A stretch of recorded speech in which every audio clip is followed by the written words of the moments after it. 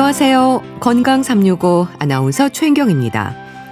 3차 신경통은 3차 신경에 생기는 신경통입니다. 잇몸과 치아, 턱, 뺨, 이마, 또 코 주변으로도 그렇고요. 얼굴 쪽으로 느껴지는 극심한 통증입니다. 통증이 순간적으로 나타나는데요. 얼굴만 스쳐도 화들짝 놀랄 만큼 아주 심한 벼락과도 같은 통증을 증상으로 합니다. 제5뇌신경으로도 불리는 3차 신경에 통증이 생기는 이유가 뭘까요? 다른 질환으로 생각해서 진단이 늦어지는 경우는 없을까요? 오늘은 3차 신경통에 대해 알아봅니다. 그리고 비만도 질환이라는 걸 알고 계실 텐데요. 비만이 주는 위험과 비만해지는 이유에 대해서도 살펴보겠습니다. 건강 365 김현철의 끝난 건가요? 듣고 시작하겠습니다. KBS 라디오 건강 365 함께하고 계십니다. 안면 질환으로 지적되는 질환 중에는 3차 신경통이 있습니다. 스치기만 해도 찌릿한 통증에 얼굴을 건드릴 수조차 없다고 하는데요. 3차 신경은 신경이 3개로 나눠진 걸 말하는 걸까요? 한양대학교 병원 신경외과 홍승호 교수에게 도움 말씀 듣겠습니다. 교수님 안녕하세요.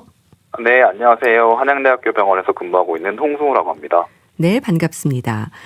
3차 신경통이 안면 질환의 하나인가요? 네, 얼굴에 통증이 나타나기 때문에 네. 넓게 보면은 안면 질환이라고 할 수 있는데요.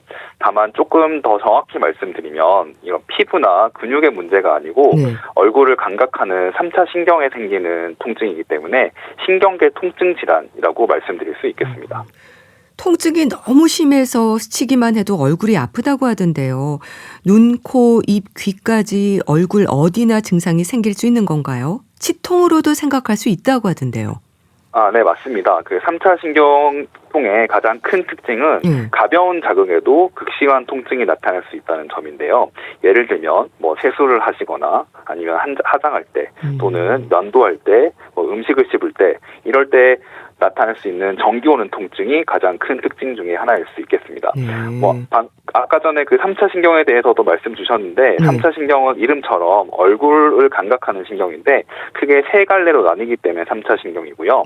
그 첫 번째 신경은 이마나 눈 주변이고 두 번째 신경은 뺨이랑 코, 입술 주변이고 세 번째는 아래턱 이렇게 나누는 게 3차 신경이고요. 그래서 눈부터 코, 뺨, 입 주변까지 통증이 나타날 수 있는데요. 마지막에 귀를 말씀하셨는데 귀는 사실 3차 신경도 감각을 하지만 다른 안면신경이라든지 다른 신경도 감각하기 때문에 그거는 조금 구별을 좀 하셔야 되고요. 그리고 치통도 말씀하셨는데 3차 신경의 두 번째 가지, 세 번째 가지가 윗니나 아랫니 주변에 통증을 일으키는 경우가 있기 때문에 치통으로 오해하기가 쉬운데요. 그래서 치과에서 이를 뽑거나 신경치료를 받았는데도 통증이 지속돼서 저한테 오시는 분들도 있고요. 그렇지만 그런 치통이랑 좀 구별을 하셔야 되는 건 치통은 치아를 누르거나 찬 음식을 드시거나 또는 뜨거운 음식을 드셨을 때 지속되는 경우가 있고 3차 신경은 살짝 건드리기만 해도 매우 강한 통증이 매우 짧게 일어나기 때문에 그런 거로 조금 구별을 하실 수 있다고 말씀드릴 수 있겠습니다. 네. 세수를 하거나 음식을 먹거나 이런 기본적인 생활에도 통증이 온다면 일단은 삶의 질을 떨어뜨리는 통증이 문제가 될 것 같은데요. 환자들은 주로 어떤 표현을 하나요? 스치기만 해도 통증이 극심해진다고 하던데요. 증상을 얘기하는 부분도 진단의 중요한 부분이지 않을까요? 네, 맞습니다. 그 3차 신경통은 환자분이 통증은 어떻게 표현하는지가 진단에 매우 중요합니다. 아까 말씀드렸다시피 통증의 위치나 양상, 지속 시간이라든지 어떤 자극에 의해서 통증이 시작되는지를 자세히 듣는 것이 진단에 가장 중요한 것입니다. 환자분들이 흔히 얼굴에 전기가 통한다, 또는 칼로 찌르거나 베는 것 같다, 번개가 치는 것 같다 이렇게 말씀을 하시고요. 통증은 보통은 수초에서 길어도 2분 내로 짧게 끝나기도 하고요. 그렇지만 이런 통증이 하루 종일 여러 차례 반복될 수도 있습니다. 참 겪고 있는 분들은 일상이 힘들기도 하겠는데요. 우선 3차 신경에 대한 말씀도 주시면 좋겠어요. 어떻게 이해하면 될까요? 네, 아까 간단히 설명드렸겠지만 조금 더 자세하게 설명을 드리면 3차 신경이라는 거는 뇌에서 직접 나오는 뇌신경이라고 하는데 그게 12쌍이 있고요. 그 그 중에서 5번째 신경이 3차 신경이고 네. 가장 중요한 역할은 얼굴 쪽에서 느껴지는 감각을 뇌로 전달하는 감각신경이라는 것입니다. 3차 신경이라는 이름도 간단하게 설명드렸지만 네. 크게 3가지로 나누기 때문에 그렇게 이름이 붙었고요. 첫 번째는 이마, 두 번째는 뺨 주변, 세 번째는 아래쪽 부위 이렇게 감각을 담당하는 신경이라고 생각하시면 되고요. 이 신경이 뇌로 들어가다가 예를 들면 혈관에 좀 눌리거나 또는 신경을 싸고 있는 막이 손상될 때 그런 정상 감각이 통증 신호처럼 잘못 전달되기 때문에 3차 신경통이라고 저희가 이름을 붙이는 것입니다. 그러니까 뇌신경 중에 얼굴의 감각신경을 말하는 건가요? 예, 맞습니다. 얼굴 주변으로 감각하는 신경, 얼굴이나 이마 주변 감각하는 신경이 첫 번째 3차 신경, 그다음 볼 쪽으로 내려가는 게 두 번째 3차 신경, 그다음 아래쪽 이라든지 아래쪽 턱을 감각하는 신경이 세 번째 3차 신경입니다. 그런데요, 또 어떤 사람은 귀가 따갑고 찢어지는 것 같기도 하고 눈떨림이 심한 분들도 있고 입가에 경련도 있고요. 흔히 말하는 안면 경련과도 혼동할 수 있을 것 같은데 어떨까요? 네. 그 안면 경련과 3차 신경은 조금 다르게 이해하는 부분이 있는데요. 이름이나 발생 부위가 좀 비슷해서 혼동을 하실 수 있는데 실제로는 조금 다른 질환이라고 말씀드릴 수 있겠습니다. 아까 말씀드렸다시피 3차 신경통은 얼굴을 감각하는 5번 뇌신경에 문제가 있는 거고요. 반대로 안면 경련 같은 경우는 얼굴을 근육을 움직이는 운동신경은 7번 뇌신경이기 때문에 3차 신경통은 5번 뇌신경에 문제가 있는 거, 그다음 안면 경련은 7번 뇌신경에 문제가 있기 때문에 조금 다른 병이라고 이해하시면 되겠습니다. 네.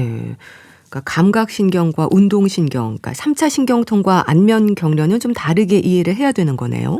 네, 맞습니다. 그렇게 이해하시는 게 간편한 이해 방법일 수 있겠습니다. 3차 신경통의 진단을 위해서 확인해야 하는 부분이 뭔가요?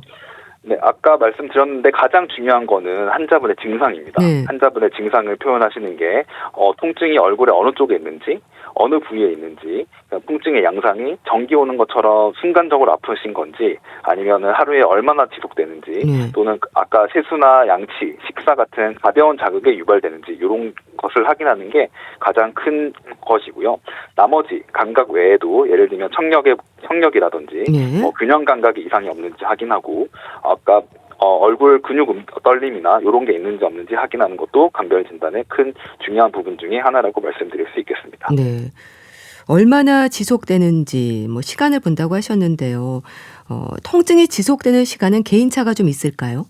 네, 맞습니다. 개인차가 있습니다. 그 전형적인 3차 신경통의 경우에는 한 번 통증이 있을 때 통증은 매우 짧습니다. 보통은 수초 정도 전기가 통하듯 아픈 게 보통이고요. 아무리 길어도 2분 내로 끝나게 됩니다. 물론 이런 통증이 하루에 몇 번 반복될 수 있습니다.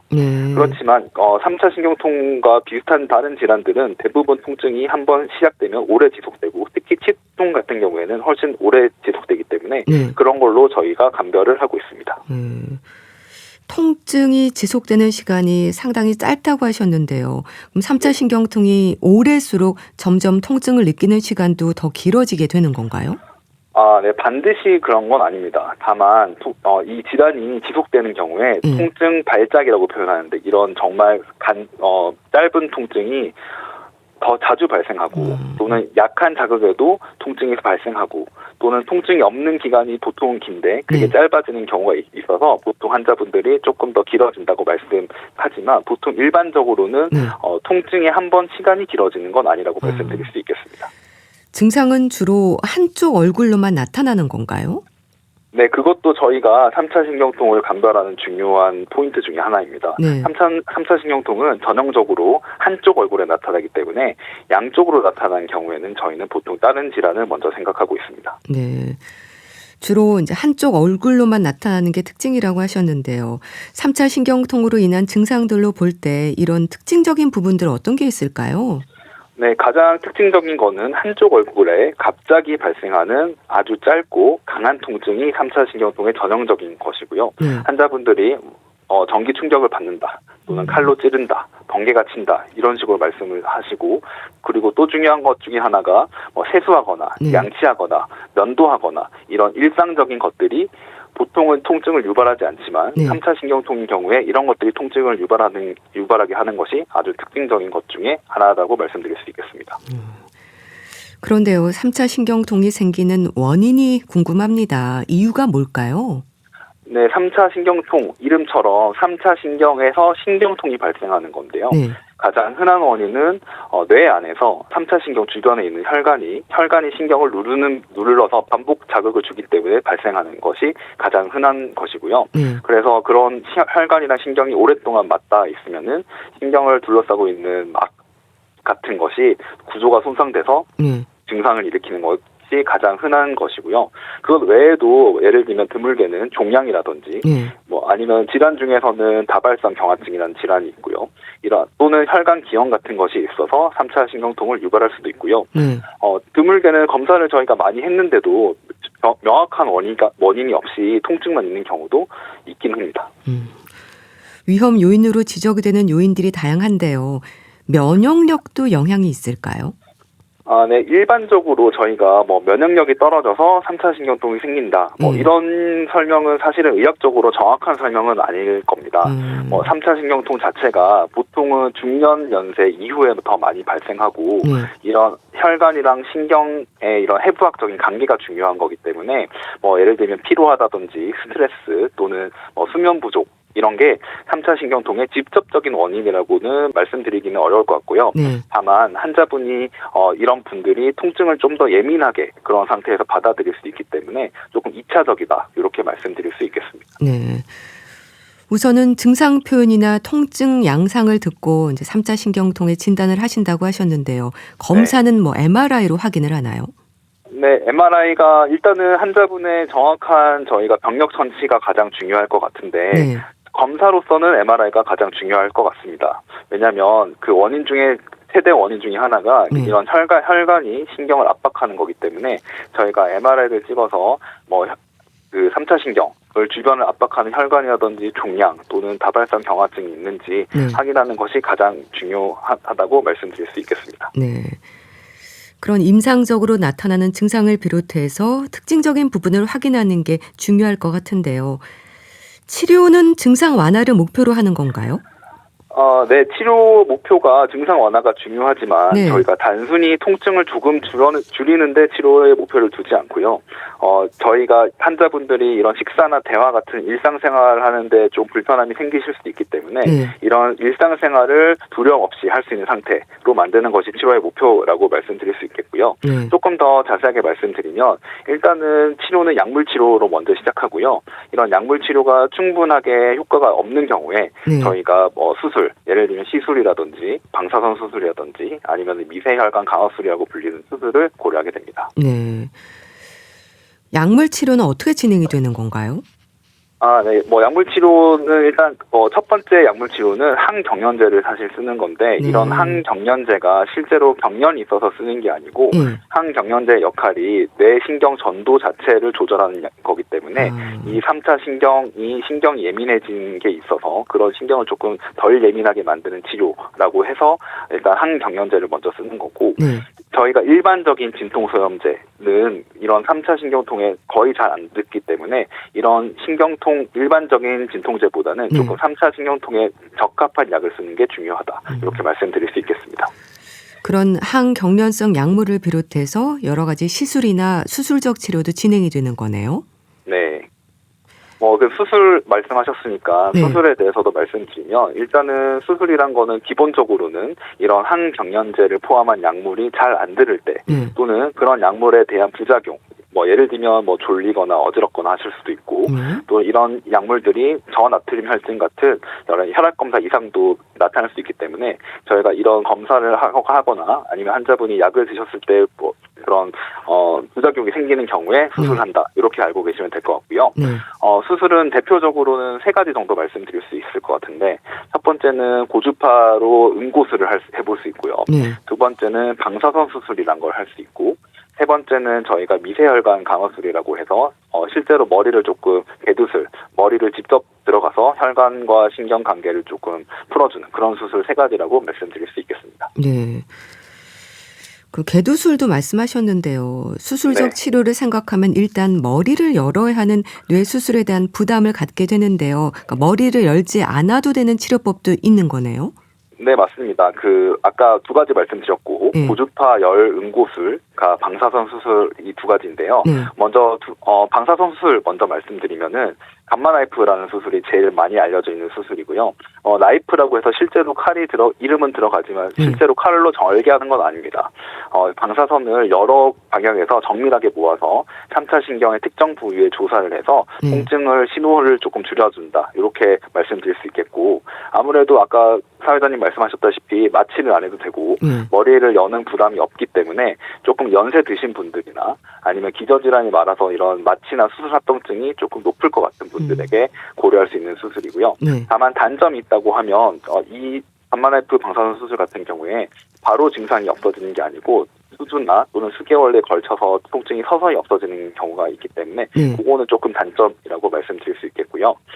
제가 한 가지 더 고주파 열 응고술을 말씀드렸는데 이거는 뭐 완전한 수술의 개념은 아니고 얼굴 바깥쪽에서 가느다란 바늘 같은 거를 3차 신경 부분까지 삽입한 다음에 그리고 3차 신경에서 통증을 전달하는 신경을 선택적으로 조금 열로서 조금 응고시키는 그런 방법이라고 말씀드릴 수 있겠고요. 이것도 장점은 감마나이프와 좀 다르게 좀 빠르게 통증이 조절된다는 장점이 있겠지만 반대로 얼굴 감각을 지배하는 신경에다가 열 응고를 하기 때문에 조금 얼굴 감각이 떨어진다든지 좀 저린 증상이 남을 수 있는 단점이 있을 수 있겠습니다. 네. 감마나이프 방사선 치료나 고주파 열 응고술에 대해 설명해 주셨는데요. 이런 치료법들을 결정하는 기준이 있는 건가요?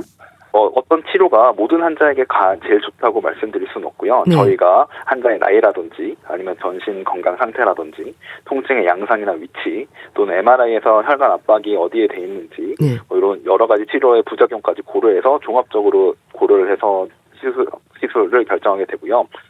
저희가 수술에 좀 부담이 있으시겠지만, 그래도 예를 조금 젊으신 분들, 또는 비교적 다른 질환이 없어서 건강하신 분들, 그러면서 MRI에서 확실히 혈관이 보인다라고 했을 때는 저희가 수술을 먼저 우선적으로 고려를 하게 되고요.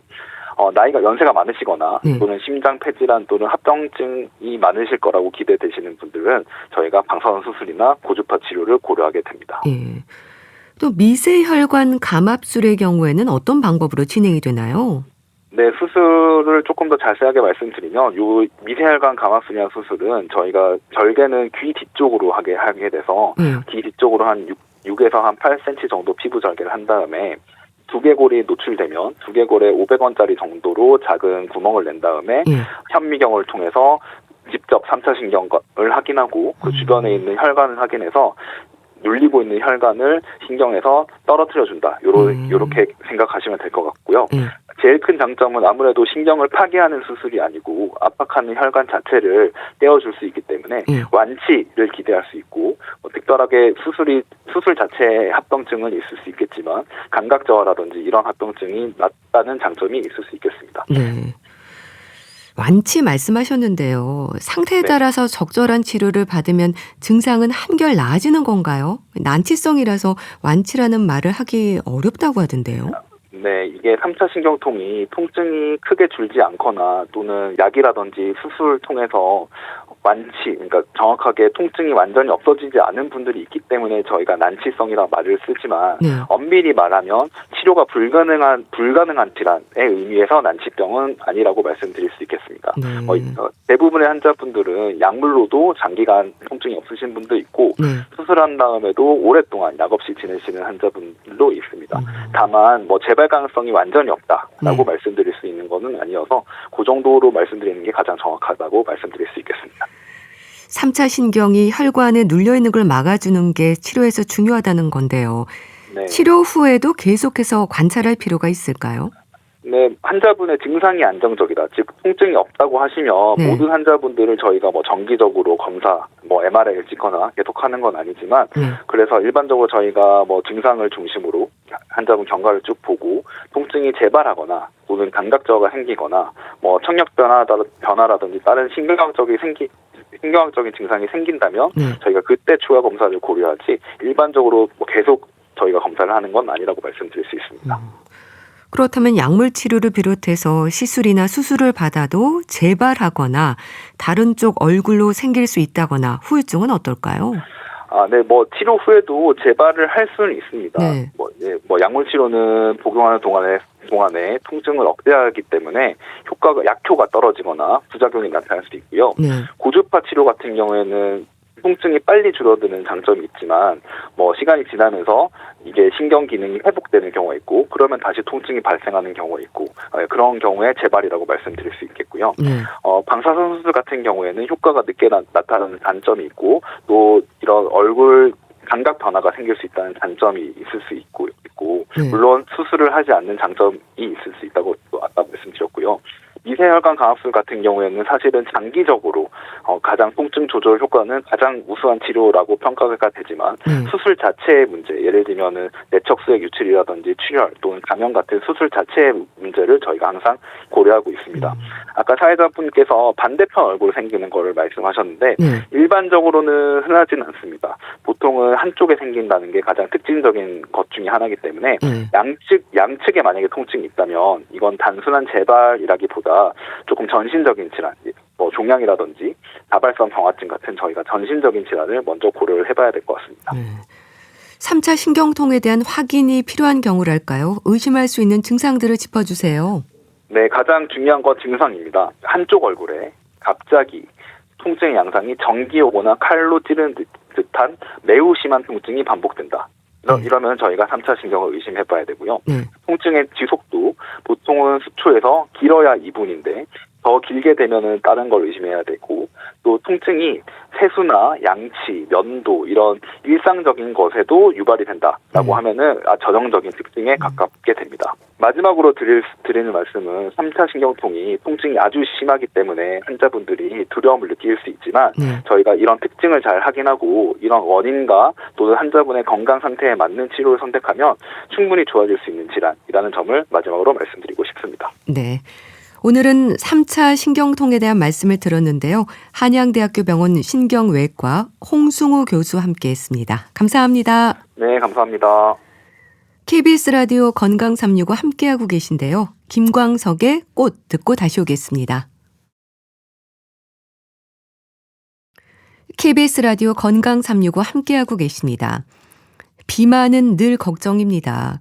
조금만 방심해도 뱃살이 늘어나는 것 같고 굶는 다이어트는 평생 할 게 아니라면 요요로 인한 또 다른 위험이 있을 테고요. 적정 체중을 유지한다는 게 사실 쉽진 않습니다. 하지만 비만은 질병이라는 생각을 하면 노력이 필요할 텐데요. 가톨릭대 인천 성모병원 가정의학과 서민석 교수에게 도움 말씀 듣겠습니다.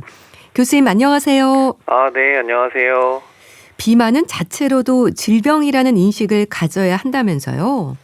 이미 이제 세계보건기구에서도 비만을 만성질환이다. 그러니까 장기적인 치료와 관리가 필요하다라고 규정을 했고요. 네. 국내 이제 대표 학회인 대한비만학회에서도 비만이라고 하지 말고 비만병이라고 하자. 예. 병이라고 해야 좀 더 이제 건강에 미치는 영향도 크고 치료를 하겠구나라고 이제 명명을 했습니다. 네. 그러면 그렇게 대부분의 많은 질환들에서도 비만이 위험 요인으로 지적이 되는데요. 그건 왜 그렇습니까? 사실 비만과 관련된 만성 질환들이 너무 많습니다. 네. 특히 현대인의 생활 습관이 비만으로 이어질 가능성이 높기 때문에 비만 환자가 늘고 동반된 만성 질환이 크게 늘어났거든요. 그래서 비만을 유발하는 이제 나쁜 생활 습관 자체도 문제인데 비만 때문에 이제 만성염증, 인슐린 저항성 등이 생기면서 결국에는 당뇨, 고혈압, 심뇌혈관 질환이 유발되기 때문에 위험한 겁니다. 비만이 단순히 보여지는 체형의 문제가 아니라 그렇게 건강을 해치는 요인인 만큼 비만하지 않도록 조심해야 할 텐데요. 문제는 이미 비만인 경우가 걱정이거든요. 1-2kg 늘어나는 걸 대수롭지 않게 여기다가 어느새 5kg 이상 체중이 늘었다는 말도 하는데요. 체중 앞자리가 바뀌는 게 단기간에도 가능하다는 게 두렵거든요. 맞습니다. 이게 우리가 삶은 개구리 증후군이라고 개구리 뜨거운 물에 바로 넣으면 튀어나오니까 사실은 우리도 체중이 늘어나는 것도 단기간에 팍 늘면 이게 뭐가 문제가 있구나 바로 조절할 수 있는데 사실 이 비만이라는 것도 서서히 점점 늘어나는 거거든요. 근데 이제 젊었을 때는 아무리 생활 습관 조절 못해도 체중도 별로 안 늘고 내가 조금만 관리를 해도 금방 빠지다 보니까 무관심하다가 이게 나이가 점점 들고 앞자리가 이제 바뀌면 조금만 해도 빠질 거야 생각하지만 생각보다는 그게 잘 안 빠지기도 하고 그렇죠. 이미 건강에 이상이 생기고 난 이후에는 아차 싶은 거죠. 네. 네. 비만은 일단 체지방이 많은 거죠? 맞습니다. 비만 자체를 보면 체중 자체가 늘어나는 걸 의미하는 건 맞는데 네. 결국에는 지방 조직이 비정상적으로 과다 축적되는 게 더 큰 문제거든요. 그래서 남성 같은 경우에는 체중을 기준으로 하는 비만도를 보면 과체중이나 비만으로 보이기는 하는데 네. 체성분 검사를 해보면 근육이 좀 많고 체지방이 낮아서 결국에는 체지방 지수가 이제 높아지는. 근데 사실은 비만이라고 보기는 다소 어려운 거죠. 그런데 체질량 지수로 계산되는 비만의 기준이 사실 얼른 와닿지는 않는데요. 체질량 지수가 정상이어도 허리둘레가 기준을 넘어서면 이건 또 복부 비만이지 않나요? 예, 맞습니다. 비만이라는 걸 좀 여러 각도로 볼 수 있는데요. 네. 체질량 지수만으로는 설명이 좀 어려운 부분이 있습니다. 앞서 이제 남성 같은 경우에는 체질량 지수는 높지만 근육이 많다? 그러면은 괜찮다고 보고요. 반대로 체질량 지수는 낮은데 체지방률이 기준치를 넘어간다? 근육도 부족하다? 내장 지방이 많다? 이거는 마른 비만이다. 이렇게 좀 설명을 하는데요. 체지방이 어디에 좀 많으냐에 따라서도 남성은 좀 배에 지방이 집중되는 복부 비만이 많고요. 여성에게서는 또 하체 비만, 엉덩이랑 허벅지에 지방이 쌓이는 비만도 있습니다. 참 비만의 위험이 왜 높아질까를 생각하면요. 사실 움직이는 것보다 먹는 양이 많은 게 가장 큰 문제이지 않을까 싶은데요. 적게 먹고 많이 움직이라는 말도 그래서 나온 게 아닐까요? 비만이라는 게 이제 크게 보면 많이 먹고 덜 움직이는 것이 둘 다 영향을 주거든요. 그 중에서 많이 먹는 것, 특히 이제 과식이나 고열량 식단 이런 것들이 운동 부족보다 더 큰 영향을 줍니다. 그렇기 때문에 체중을 줄이려고 해도 가장 중요한 것은 우선 적게 먹는 것, 그리고 보조적으로 많이 움직이면서 운동하는 게 중요한 것이죠. 과식이나 고열량 식단 지적을 하셨는데요. 섭취량도 문제지만 유난히 열량이 높은 음식을 즐기는 분들도 많은 것 같은데 어떨까요? 고열량 식단이 문제가 많습니다. 요즘 같은 더운 여름에는 점심 식사하고 나서 커피 한 잔 달달하게 마시거나 스무디 같은 음료 같은 거 드시거든요. 그리고 현대인들 받는 스트레스를 또 먹는 걸로 풀다 보니까 단짠 이런 음식 섭취가 좀 많고 최근에도 보면 두쫑쿠니 버터떡이니 이런 음식들이 칼로리가 거의 밥 한 공기 수준이기 때문에 이런 음식 즐기시면은 칼로리가 과다하게 섭취될 수밖에 없습니다. 또 노인들 중에는 떡도 좋아하시잖아요. 비만 예방에서 떡이 지적이 되는 경우도 많은데요. 빵과 떡이 문제가 되는 건 왜 그렇습니까? 비만을 예방하고 관리하는데 가장 이제 경계해야 될 영양소가 탄수화물이거든요. 특히 이제 정제된 곡물, 이건 당 지수가 높기 때문에 혈당이 급격하게 올라가서 체지방으로 축적이 됩니다. 근데 떡은 고농축 탄수화물이라고 볼 수 있습니다. 그리고 빵 같은 경우에는 그건 결국엔 서양 떡이잖아요. 빵도 밀가루를 곱게 갈아 만들어서 당 지수가 높은데 거기에 추가로 버터, 마가린, 설탕 이런 게 많이 들어가 있기 때문에 고칼로리, 고지방 음식입니다. 결국에는 맛있는 것만큼 살찌는데요. 그래도 서양 사람들이 우리나라 사람들보다 비만이 많은 이유가 빵이 떡보다는 더 비만에 위험한 것 때문에 그러지 않을까 싶습니다. 또 다른 질환으로도 비만이 부작용처럼 나타나는 경우도 있지 않을까요? 비만이 결국에는 많이 먹고 안 움직이면 생긴다는 이 망고불변의 진리는 통하는 질환이기 맞는데 질병에 의해서도 생기는 경우들이 있기는 합니다. 대표적인 게 이제 콜티솔 호르몬의 과다 분비 때문에 생기는 쿠싱 증후군이나 갑상선 기능이 떨어진 분들, 아니면 여성 호르몬이나 인슐린 대사 이상이 생기는 다낭성 난소 증후군 이런 질병이 있으면 이렇게 비만이 부작용으로 나타나기도 하고요.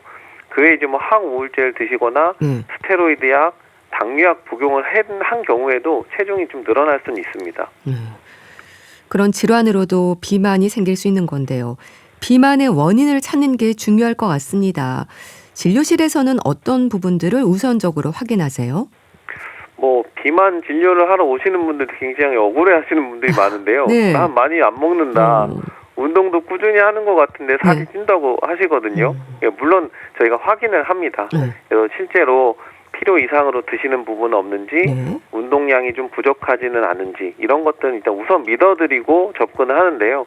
근데 이제 앞서 말씀드린 것처럼 다양한 질병 때문에도 비만이 생길 수 있기 때문에 이런 질병에 대한 확인도 필요하고, 비만이 결국에는 여러 만성질환을 유발할 수 있기 때문에 만성질환이 있는지 없는지 검사를 이제 우선 해드리기는 합니다.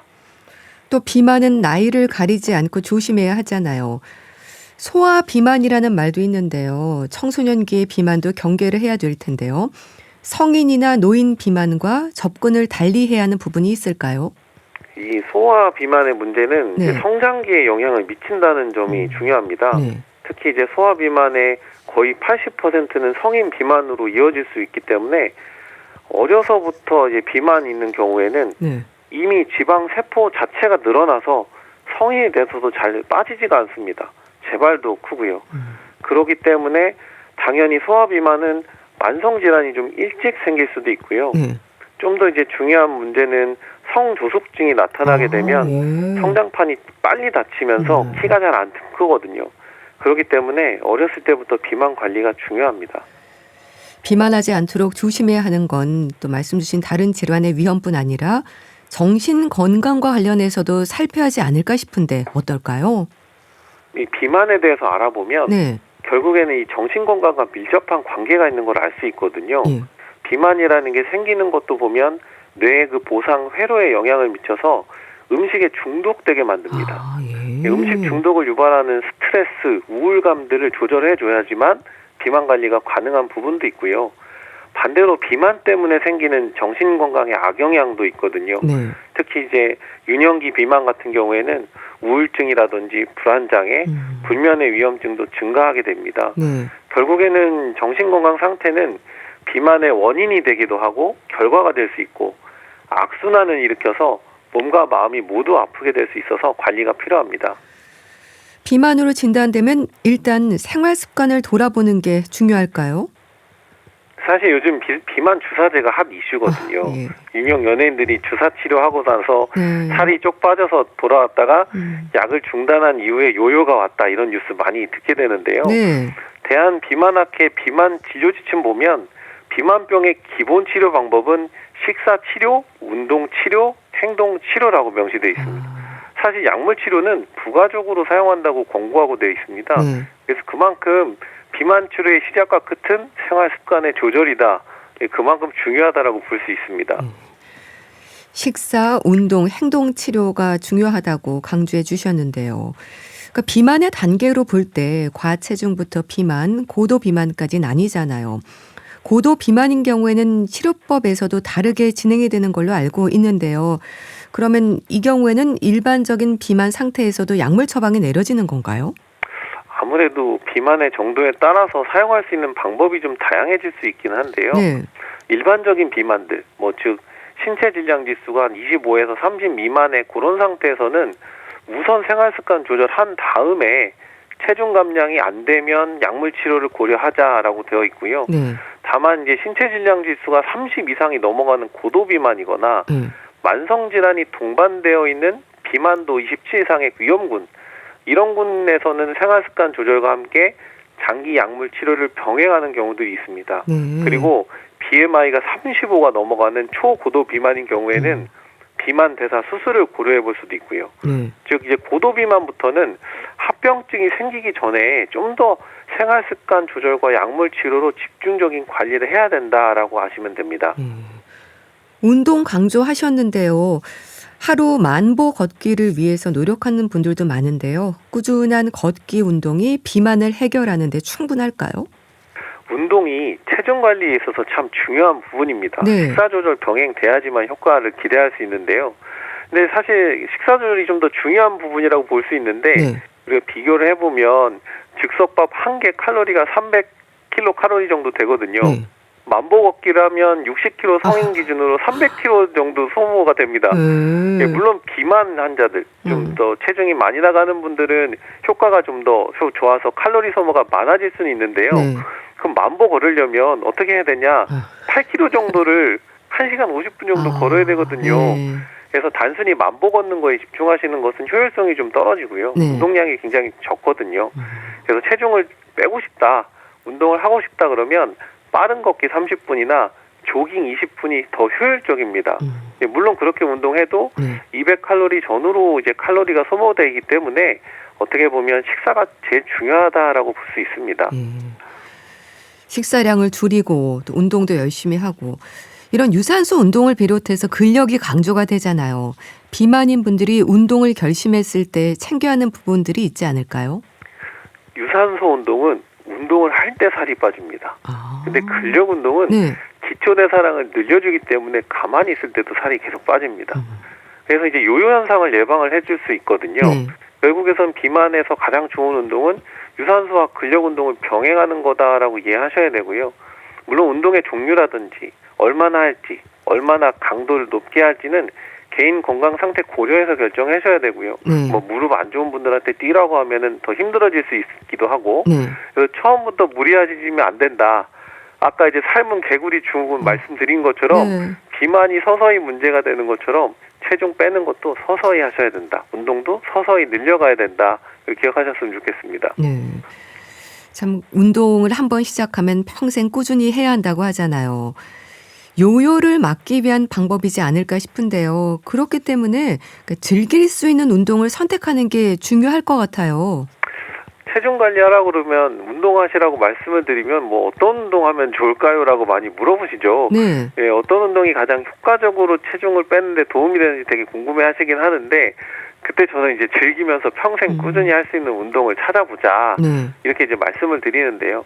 사실 아무리 살이 쭉쭉 빠지는 고강도 운동이라고 해도 이 평생 지속하기 어려운 운동이면 그건 사실 내게 맞지는 않는 겁니다.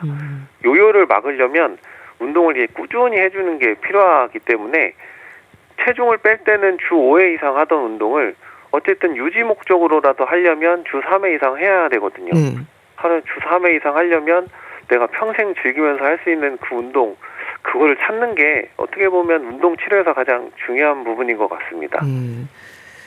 요요를 막기 위해서 즐기면서 꾸준히 하는 운동을 찾아보는 게 중요하다고 하셨는데요. 요요의 원리가 좀 궁금합니다. 왜 또 살이 찌는 걸까요? 그러니까 우리 몸의 체지방도 원래로 돌아가려는 그런 체질적인 부분이 있는 걸까요? 맞습니다. 결국에는 비만이 되는 것도 살을 빼는 것도 생활 습관의 문제거든요. 사실 우리 생활 습관 자체가 편하게 살고 싶은 쪽으로 가려고 합니다. 근데 우리가 생활 습관을 건강하게 바꾸기 위해서 운동도 하고 식사도 줄여서 먹는 거거든요. 체중을 뺄 때는 사실 너무 신경 쓰고 노력을 해서 식사량도 점차 줄여나가고 운동도 하는 집중적인 관리를 하게 되거든요. 근데 이게 우리가 관리를 조금만 소홀하게 되면 또 다시 예전에 건강하지 못했던 습관으로 돌아가게 되니까 사실 요요 현상이 생길 수밖에는 없습니다. 비만 세포에 대한 얘기도 많잖아요.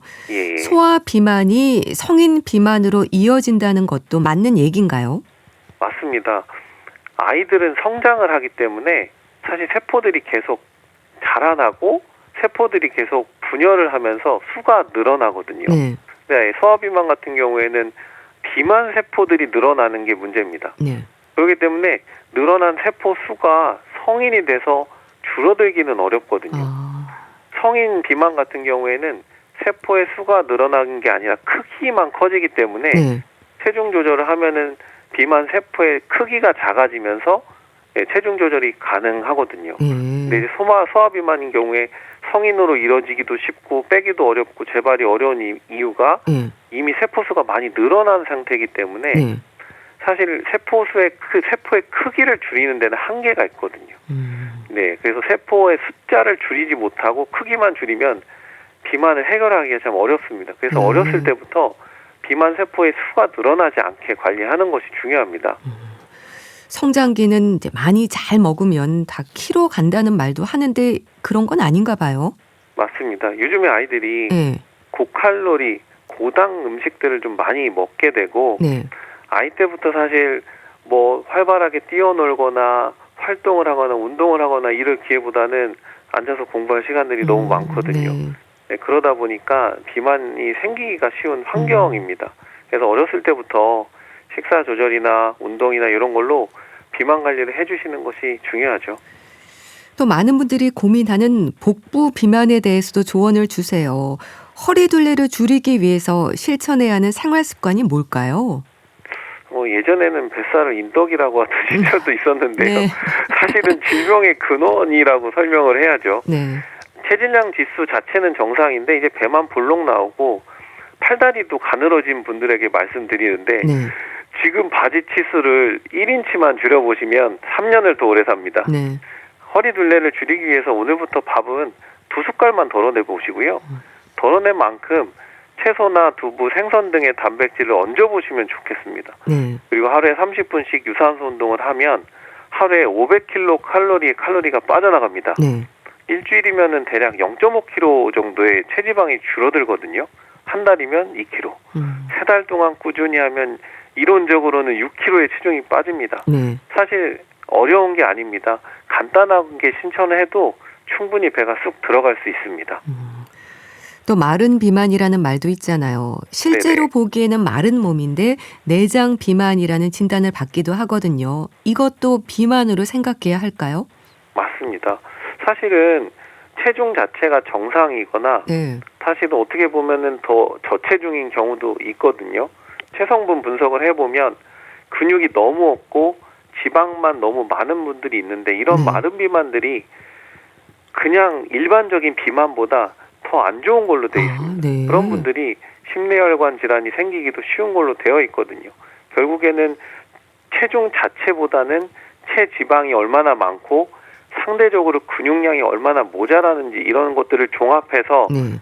결국엔 비만 관리는 앞으로 심내혈관 질환이 생기지 않도록 예방하는 거기 때문에 이런 분들 안심하시면 안 되고 내가 뱃살 나와 있고 복부 비만이 좀 의심이 된다, 내장 지방이 좀 많은 것 같다고 생각이 되면 네. 관리를 시작을 하셔야 됩니다.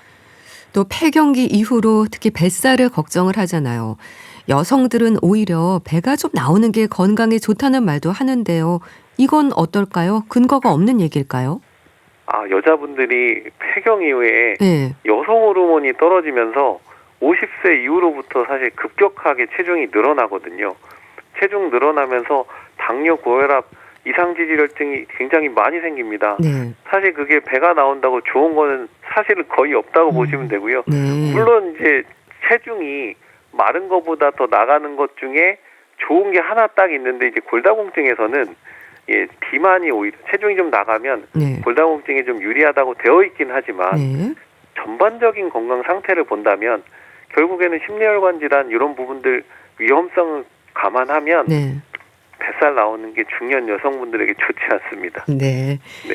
자, 비만에 대한 말씀 잘 들었습니다. 가톨릭대 인천 성모병원 가정의학과 서민석 교수와 함께했는데요. 말씀 감사합니다. 네, 감사합니다.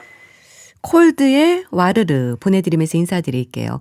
오늘 방송은 KBS 콩 유튜브 채널로도 다시 들으실 수 있습니다. 건강365 아나운서 최인경이었습니다. 고맙습니다.